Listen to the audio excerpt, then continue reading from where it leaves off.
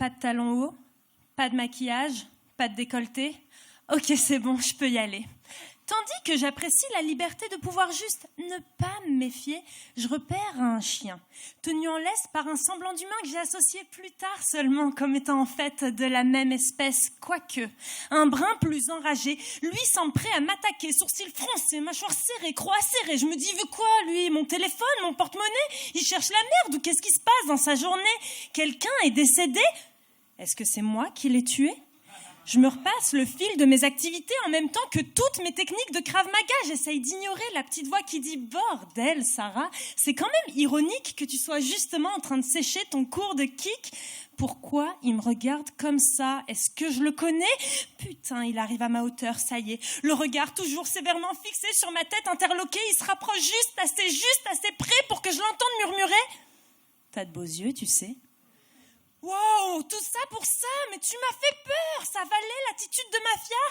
Je m'apprête à dire merci parce que oui, je reste polie, il a beau me traiter comme telle, tu sais, je suis pas un objet, je peux parler, mais pas le temps de répondre anyway. Je me fais doubler par son pote sans dégaine qui marchait juste à côté et qui avait un compliment bien plus important à m'adresser.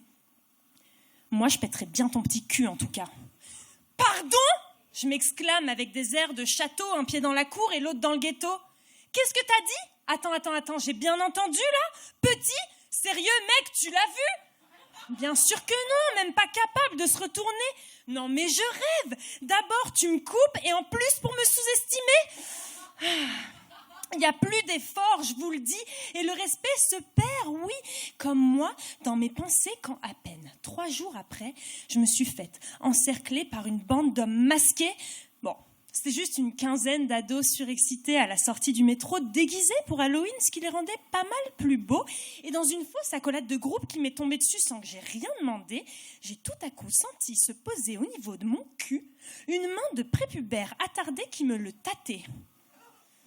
Alors, tu vois qu'il est pas petit, mon cul, lançai-je victorieusement à l'assemblée. Parce qu'on sait jamais, c'était peut-être le mec de l'autre jour qui voulait juste vérifier. À ces mots, 2-3 autres téméraires dans le groupe se sont dit « What? L'un des nôtres l'a fait? Challenge accepted. Ce sera pas le dernier. » Bien sûr, j'exagère, hein, il parlait pas vraiment anglais. Au moment où je commence à me sentir dépassée par la foule de mes fans attroupés, un héros vole à mon secours, les fait fuir à grands cris de « Hey !» Laissez-la tranquille ou je vous nique tous vos mères un par un, c'est compris? Oui, rien à dire, ça a marché. En remerciant celui qui s'avère être le dealer en chef de mon quartier, je me dis qu'il peut y avoir qu'une seule morale à cette histoire, les amis. La drogue, ça peut aussi sauver des vies.